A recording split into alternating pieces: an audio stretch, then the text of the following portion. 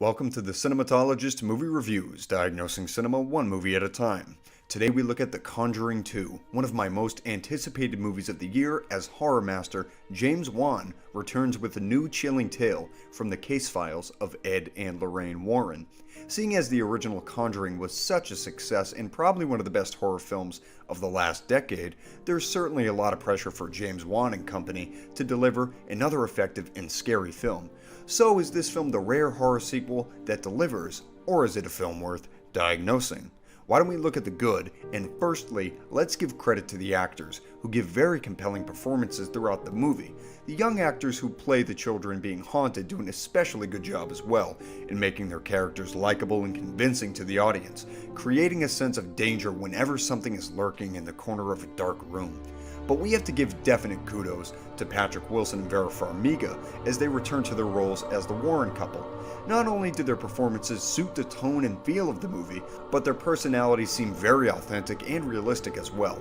Wilson and Farmiga have tremendous chemistry throughout this film, building on that of the original, and bring a very real and natural element to their characters who are, in essence, a little bit larger than life. Because of this, their acting amplifies every sense of danger or terror that's going on, and that's really a credit to how good they do, and how well they've sunk into these roles by now, and I couldn't picture anybody else playing this couple. The next thing we're going to talk about is the deafening sound design. I've mentioned it before, but James Wan has always been a master of many film tactics, and his most effective tactic could very likely be sound design. Wan mostly resorts to using the natural yet spooky sounds of a dark house in the middle of the night to build most of the tension leading up to some big scares. It captures the feeling we all have had one time or another walking through a creepy, silent house, petrified of what may be around the corner. And additionally, we have to give credit to the bone-chilling suspense this movie brings forth. Because of the effective array of tactics used by Wan, there are some incredibly creepy and suspenseful scenes throughout most of this movie. This is very much due to the creepy sound design, spooky cinematography, and spine-tingling musical score. I must admit there are some masterful moments of suspense that are in this film and had me on the edge of my seat, waiting to be thrilled by something in the shadows. James Wan, much like horror auteurs like John Carpenter, let that suspense sink in and burn slowly within the audience, and it almost always works with great effect. This is due to an apt understanding of the very simplistic things that scare people. Whether it's a faint, creepy noise or a figure in the dark corner of the room, these sensibilities provide for some stellar scares, and some people were jumping out of their seats at the theater. And with these in mind, why don't we look to see if we have any side effects with The Conjuring 2? Well, to be frank, there's not much to really gripe about with this movie. I will say the movie seemed to have some slight pacing issues during the second act, but nothing that didn't keep me invested in the story or suspense, because I was hooked into the story and all the characters because everything was done so well. The film is longer than you might have your average horror movie be, so just keep that in mind and know that there's a lot of effective drama in this movie as well that brings the story forth and elongates the movie just a little bit, but not bad for my taste at all. Additionally, there were a couple of special effects that I wasn't completely in favor of.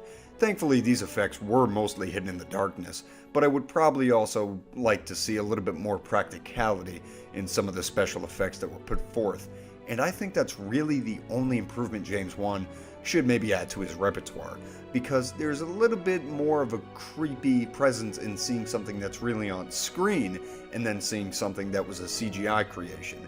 It didn't pull me out of the movie completely, but I thought that's one slight thing that could have made the movie just a tad more effective. Alright, now with that said, my prognosis for the movie is obvious. It's great. The Conjuring 2 is a rare breed of a horror sequel that's definitely on par with the effectiveness of the first film.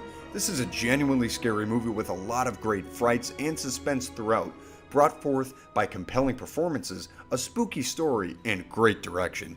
This just has that classic feel of horror to it from the second the title starts scrolling, and that was the kind of presence that was in our favorite horror films of the 1970s. I'm really putting it up there with those movies. There's hardly any horror movies like this anymore, and that's why James Wan is undoubtedly the best horror film director of this generation. At only 39 years old, he's brought some of the most chilling and frightening horror films for the better part of this millennium, and continues to do so. When the dust settles, James Wan is going to be mentioned alongside some of the greats like Wes Craven and John Carpenter. I know I'm going on a love fest with this guy, but I really think he's overlooked generally in Hollywood.